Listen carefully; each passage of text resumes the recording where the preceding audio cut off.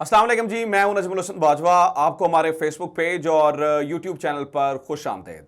नाज़रीन किराम, कल रात के इज्तिमा ने एक चीज़ तो वाज़ेह कर दी है। जिस तरह से लोग निकले हैं, जिस तरह से पूरे मुल्क में एहतजाज शुरू हुआ है, जिस तरह से लोग अपनी फैमिलीज़ को लेकर बाहर आए हैं, कि जिन लोगों के जहन में कोई वहम था, कोई गुमान था कि शायद इमरान खान की जो तहरीक है वो ख़त्म हो चुकी है, वो लॉन्ग मार्च से जब वापस गए तो उस तरह से उठ नहीं सके।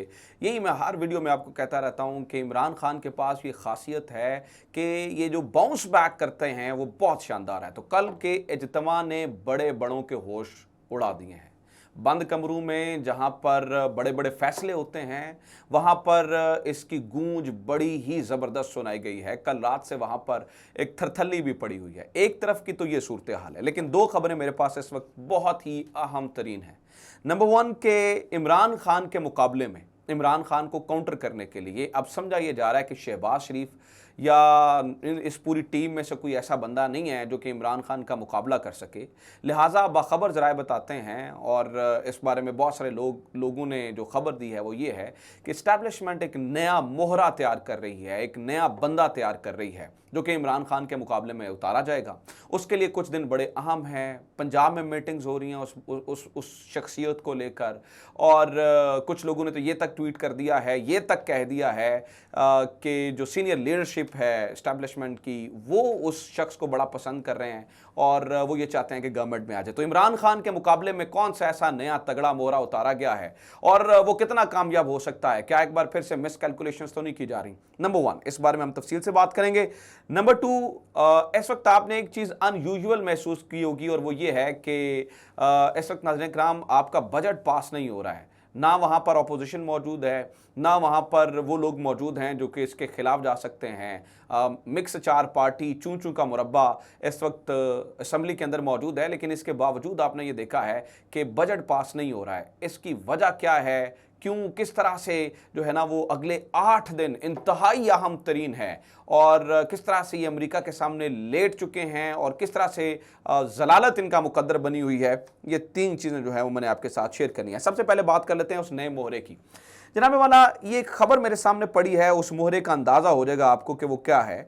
डॉन लिखता है कि Zardari optimistic PPP will form next government. Zardari साहब, जिनको इंटीरियर सिंध की जमात कहा जाता है, पाकिस्तान पीपल्स पार्टी, और जरदारी नया मोहरा नहीं है, मैं बताता हूं नया मोहरा किसको तैयार किया जा रहा है। तो जरदारी साहब बड़े ऑप्टिमिस्टिक हैं कि इंटीरियर सिंध के से हम निकलकर पूरे पाकिस्तान के अंदर जो है वो हम गवर्नमेंट बना लेंगे। फिर इस खबर में वो ये भी कहते हैं, in a meeting with the party leaders at the Bilawal House, the former president said, "We will take the entire share in the government next time if get the chance to serve." If get the chance to serve, पता नहीं वो किसे सर्व करने की बात कर रहे हैं, आवाम को या फिर मुख्तदर हलकों को। I will turn the country around by 110 degree, जैसा इन्होंने 2007 से 2011 के दरमियान किया था। इसी तरह से कह रहे हैं जनाब कि हम जो है ना वो 2013 से 2008 से 13 के दरमियान जो इन्होंने किया था, वो ये कहना है कि हम उस तरह से जो है वो मुल्क को जो है ना वो मोड़ देंगे। अच्छा, आप सुन के हैरान होंगे और आप सोच रहे होंगे कि जरदारी या पाकिस्तान पीपल्स पार्टी कैसे निकल कर जो है वो सामने आ सकती है, या वो नई गवर्नमेंट बनाने की बातें किस तरह से कर रहे हैं, क्या ये दीवाने का ख्वाब है? नहीं नाज़रीन इकराम, ये दीवाने का ख्वाब नहीं है। खबर यह है कि बड़े जो है ना वो तरीके से एक पूरी वारदात करने की कोशिश की जा रही है। बताया गया है कि जरदारी साहब लाहौर में आए हैं और उन्होंने कुछ अहम मीटिंग्स की और वो बहरिया टाउन से निकलकर गुलबर्ग में भी आ गया। वैसे बहरिया टाउन में तो उन्हें मलिक रियाज की जानिब से गिफ्ट मिला था, यहाँ पे किसकी जानिब से गिफ्ट मिला है ये मुझे अंदाज़ा नहीं है, लेकिन वो गुलबर्ग में शिफ्ट हो रहे हैं। और बताया गया है कि पिछले कुछ दिनों में उनकी अहम तरीन लोगों से मुलाकातें हुई हैं और नए मोहरे यानी कि बिलावल भुट्टो को मैदान में उतारा जा रहा है। बिलावल भुट्टो को पूरा तैयार किया जा रहा है। अब ये गेम क्या कर रहे हैं?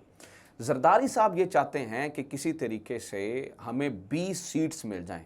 अगर पंजाब से हमें 20 सीटें मिल जाती हैं तो एक नई मखलूत हुकूमत बनेगी जिसमें इमरान खान को हम बाहर निकाल देंगे, यानी कि अपोजिशन में रखेंगे। अगर चीज़ें उस तरह से जाती हैं जिस तरह से ये प्लान कर रहे हैं तो हम जो है वो वज़ीर आज़म बिलावल भुट्टो को बनवा सकते हैं।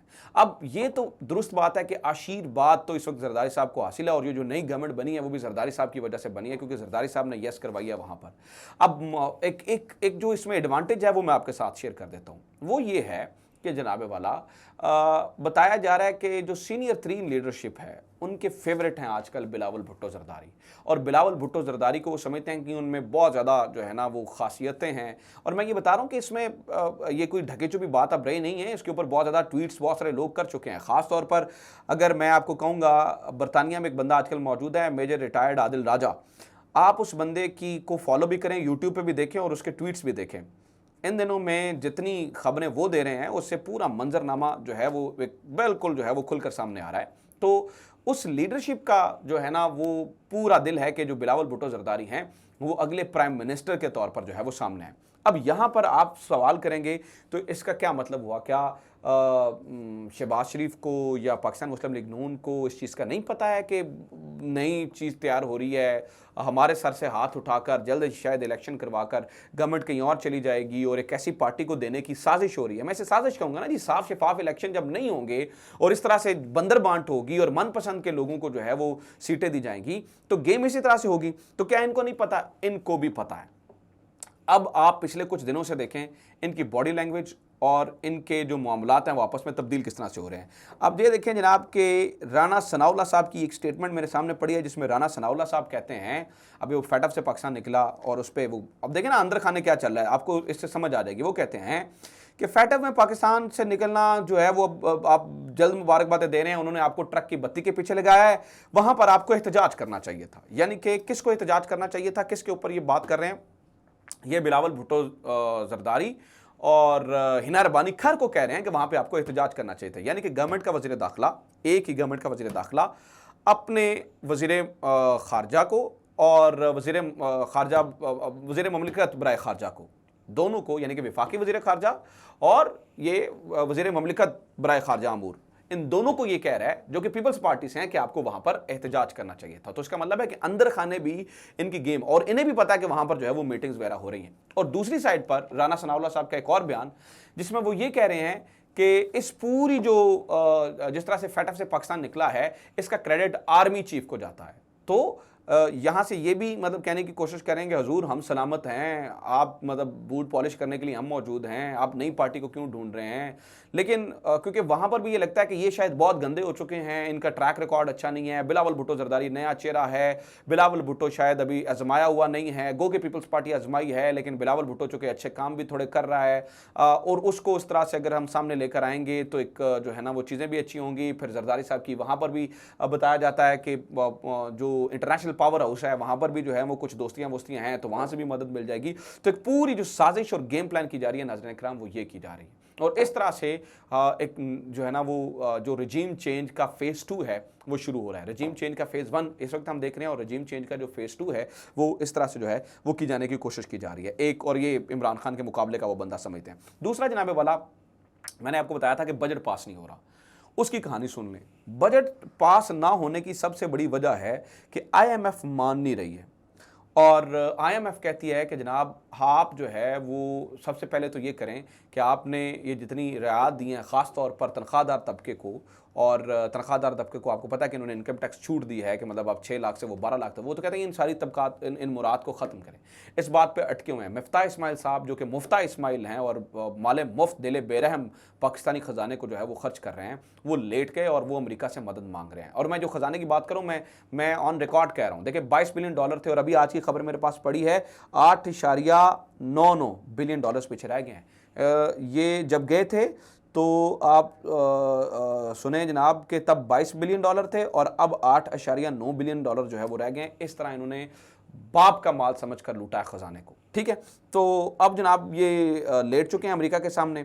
उधर जनाब आयशा गौस पाशा साहब आ जाती हैं, अनऑफिशियली वहाँ पे मुलाकात करती हैं अमेरिकी एम्बेसडर से और उन्हें कहती हैं हमारी मदद करें और उनको इन्वॉल्व करने की कोशिश करती हैं। और दूसरी जानिब जो गेम चल रही है वो आपको पता ही है। और मैं आपको ये बताऊं कि मिफ्ता इस्माइल साहब इन दिनों अमेरिका भी जा सकते हैं। अमेरिका बात वो कह रहा है कि हम आपकी करवा देते हैं। अब यहाँ पर एक आइनी मसला है और एक आइनी प्रॉब्लम है, वो ये है कि जनाब वाला आपने 28 जून तक किसी भी सूरत में बजट पास करना है और अगर आप 28 जून तक बजट पास नहीं करते हैं तो होगा क्या, आप आइनी तौर पर नया फिस्कल ईयर शुरू हो जाएगा और फिर किसी किस्म तो अगले जो 8 दिन हैं कुल मिलाकर, मैं अगर आपको बताऊं आज 21 जून है, तो अगले जो 8 दिन हैं या 7 दिन हैं वो इंतहाई अहम तरीन है। इसी में इन्होंने तरले करने हैं और वही बात जो इमरान खान कह रहा था कि जब आपकी अपनी कौमी गैरत खत्म हो जाती है तो फिर आपको लेटना पड़ता है और आपको बातें माननी पड़ती हैं।